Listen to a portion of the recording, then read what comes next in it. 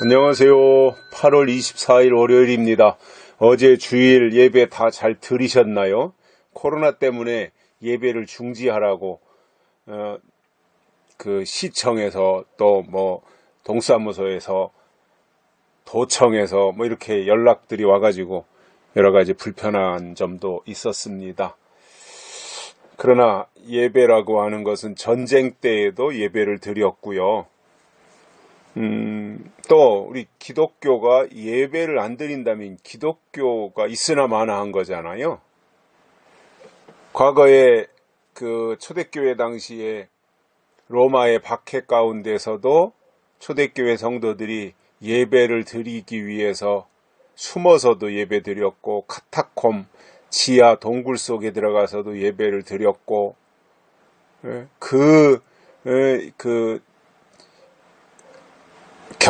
경계가 심한 가운데서도 어떻게 하든지 그들이 만나서 하나님께 예배드리는 일을 가장 중요하게 생각하며 생활을 해왔는데, 지금 와서 우리 이 코로나 사태로 인해서 자기들이 뭔데 감히 교회를 향해서 예배를 드려라 말아라 하는 이것은 교회가 수용할 수 있는 일은 아니라고 봐요. 물론 국민의 한 사람으로 나라가 어렵고 국가가 곤경에 처했을 때 같이 동참하고 또 이 위기에서 벗어나는 일에 협력해야 되는 것은 맞아요. 그건 당연히 국민의 도리지요. 그런데 국가가 자기들이 할 일을 안 해서 이렇게 코로나 사태를 키워놓고 그 책임을 교회에다가 다 떠넘기면서 교회가 이 코로나의 위험 지역이니까, 고위험군이니까 예배드리지 말아라 하는 것 또한 월권이라고 저는 생각을 해요. 그래서 어떤 식으로든지 예배는 드려야 된다. 또 비대면, 우리도 동사무소 직원이 와가지고 비대면으로 하라 이렇게 하는데, 그건 자기들이 이래라 저래라 할 건 없고 그건 교회가 알아서 할 일이고요. 그래도 비대면으로 하더라도 최소한도 녹음하는 사람, 촬영하는 사람 이렇게 또 몇 사람이라도 있어야 될 거 아니에요. 그런데 아예 예배를 드리면 안 된다.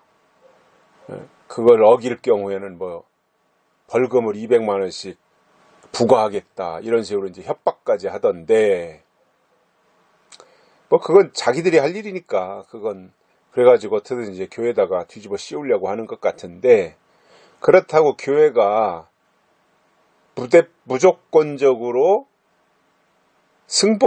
그 요구를 승복하면 되겠는가? 여러 가지 안전조치를 다 하고 예배는 진행을 해야 되는 것이 아니겠는가, 그렇게 생각을 합니다. 자, 온라인을 통해서 인터넷 예배를 드릴 수 있어요.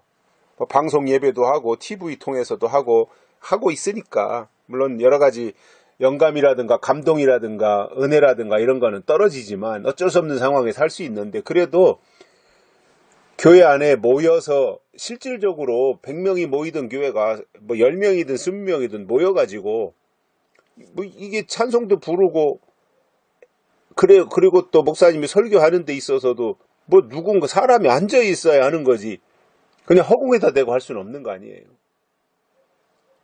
그런데 그 자체도 부정하고 무조건 모이는 예배는 하지 말아라, 비대면으로만 하라, 이것도 월권이죠.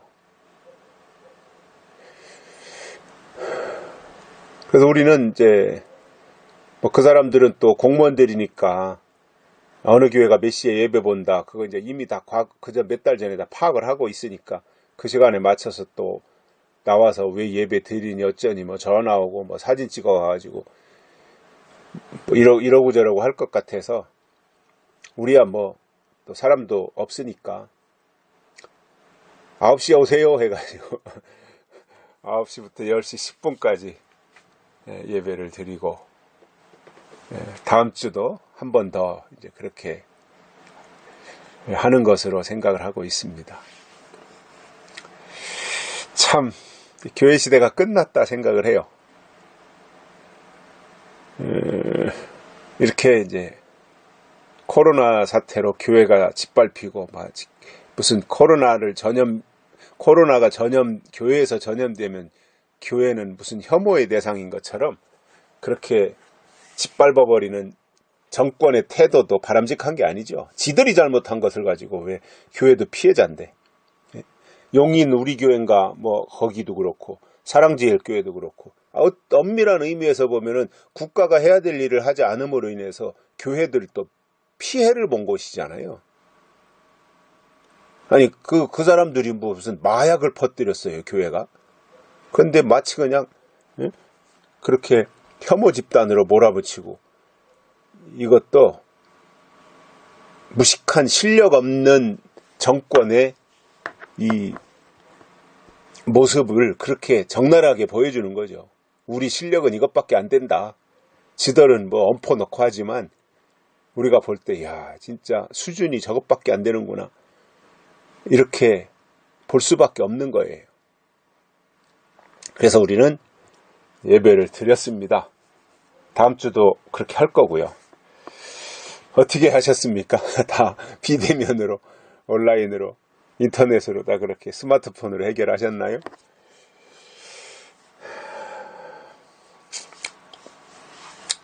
씁쓸해요. 씁쓸해. 이게 또 교회가 아무 반응도 하지 않고 그냥 이렇게 하고 있는 것도 이게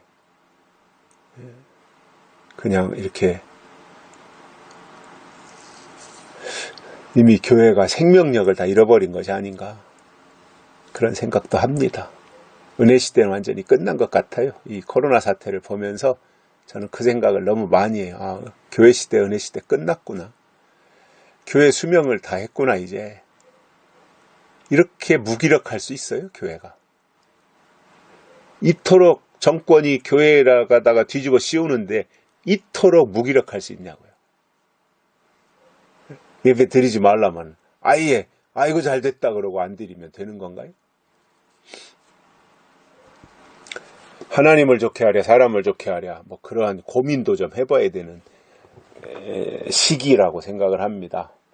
오늘 말씀은 로마서 16장 19절입니다. 너희 순종함이 모든 사람에게 들리는지라. 그러므로 내가 너희를 인하여 기뻐하노니 너희가 선한 데 지혜롭고 악한 데 미련하기를 원하노라. 아멘. 바울이 계속해서 로마 교회 성도들을 향해서 이런저런 좋은 말씀을 많이 했죠. 교훈을 거스리는 자들을 잘 살펴서 그런 사람들이 있거든 거기서 떠나가라 이런 말도 했고요. 거룩하게 입맞춤으로 서로 무난하라 이런 말씀도 했고, 그런 가운데서 오늘 바울이 말씀하는 것은 너희가 그렇게 내가 말하면 순종하는 그 순종함이 모든 사람에게 들렸다. 믿음으로 살려고 그리고 하나님의 말씀 앞에서 순종하는 그것을 다 이제 들었다. 그러므로 순종하는 너희들로 인해서 내가 굉장히 기쁘다. 이렇게 말씀하는 거예요. 믿음으로 살려고 순종하는 그 모습, 그걸 보니까 바울이 기뻤던 거예요. 그래서 바울이 그들에게 다시 한번 이런 말씀을 합니다. 너희가 선한데 지혜롭고 악한데 미련하기를 원하노라. 야, 너무 좋은 말이잖아요. 그죠? 선한 데는 지혜롭고 악한 일에 대해서는 미련해져라 이거예요. 그죠? 굉장히 중요한 말이잖아요. 우리가 이런 거는 정말 기도의 제목이라고 생각해요. 하나님, 나를 하나님의 도구로 쓰시되 그러기 위해서 선한 일에는 열심히 앞장서고 선한 일에는 지혜롭게 하시되 악한 일에 대해서는 둔해지고 미련해지게 해달라고. 그래서 악한 일에 가담하지 않게 해달라고. 이런 것들이 이제 우리에게 필요한 거잖아요. 결국 여기서 지혜는 이제 하나님의 지혜인데 그 지혜를 가진 자는 하나님의 뜻을 깨닫게 되어 있습니다. 이게 지혜입니다. 그럼 하나님은 선하신 분이에요.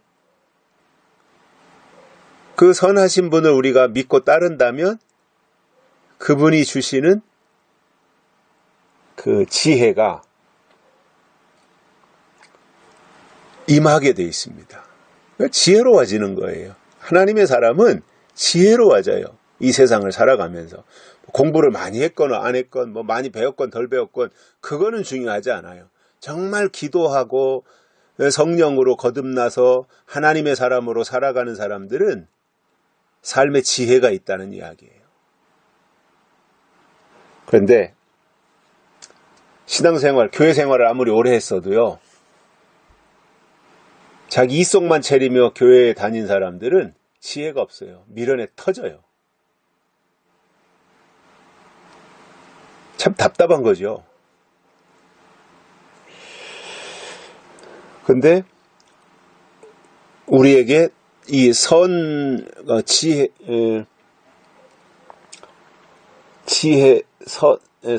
일의 지혜로움과 악한 데 미련한 이 두 가지가 우리 안에 다 있어야 되는 거예요. 그냥 미련하다 그러면은 그건 별거 아닌데 악을 행하는 일에 있어서는 둔해지고 미련해진다. 이건 좋은 거잖아요.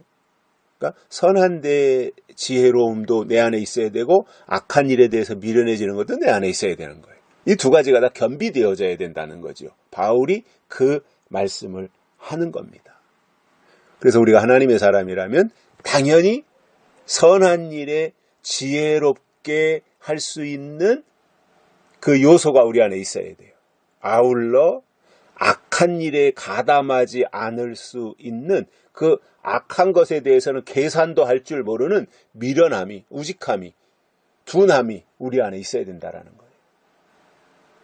이게 하나님의 사람이기 때문에 이러한 부분들이 우리 안에 갖춰져서 로마 교회 성도들이 바울의 기쁨이었듯이 오늘 이 시대의 우리들이 하나님의 기쁨이 되는 삶을 살아야 되겠습니다. 여기까지 하겠습니다. 감사합니다.